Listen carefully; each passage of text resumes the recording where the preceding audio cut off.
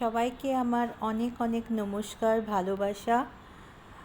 আমার একটা উইকেন্ডের সকাল আপনাদের সাথে আমি শেয়ার করছি। সকালটা আমার শান্তিপ্রিয়ই থাকে। আমি একাই থাকি এখানে বম্বেতে। আমি সকালবেলা একটু হেঁটিয়ে তারপর আমার ক্লাব হাউসে জিমে যাই। ওখানে প্রায় 1.5 থেকে 2 ঘন্টা আমি জিমে থাকি।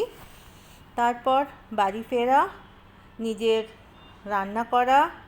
রান্না করা আমার ভীষণ একটা ফেভারিট জিনিস, আমার প্যাশন। আর ফুল আমি খুব ভালোবাসি। আমার বাবাও ভীষণ ফুল ভালোবাসতেন। আমি বাবার সাথে অনেক ব্যাপারে সিমিলার।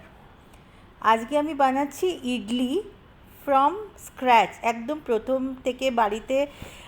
ইচ অ্যান্ড এভরিথিং আমি বাড়িতেই বানাই। আমি দোকান থেকে ইউজুয়ালি কিছু কিনি না।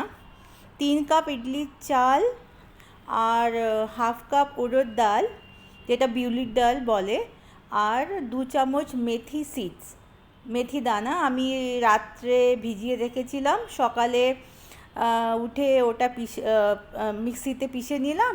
তারপর 4-5 ঘন্টা রেখে দিয়েছিলাম বন্ধ করে, ডাব্বাটা খুব বন্ধ করে টাইট করে।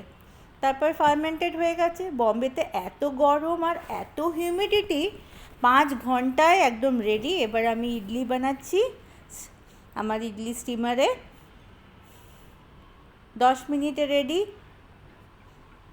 একদম নরম নরম গরম ইডলি। এটা আমার লাঞ্চ আজকে উইকেন্ডে।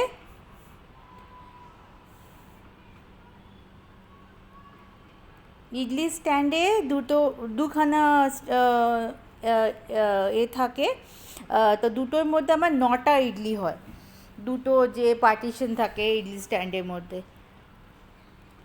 এখন আমি হয়তো 4-5টা খাবো, আবার পরে যদি আমার খিদে পায় তখন বিকেল দিকে একটু খাবো।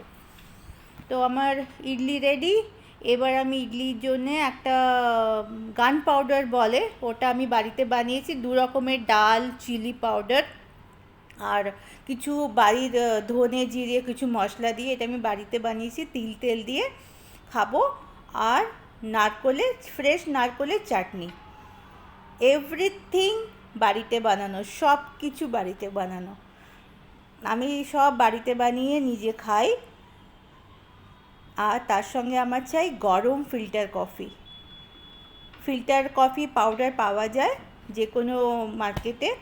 তাকে একটু গরম জল দিয়ে রেখে দিতে হয়। 5 মিনিটের মধ্যে ওইটা নিচে জমে যায় কফিটা, আর ওপরে এই পাউডারটা থেকে যায়।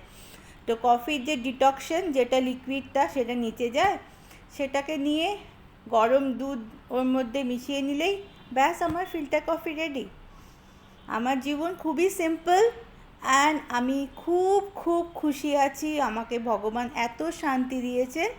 I am very blessed and I am very thankful and grateful to everyone who made me so strong, যে আমি একা একটা মেয়ে বম্বে শহরে থাকতে পারি খুশিভাবে। আপনাদের সবাইকে আবার অনেক ভালোবাসা জানাই।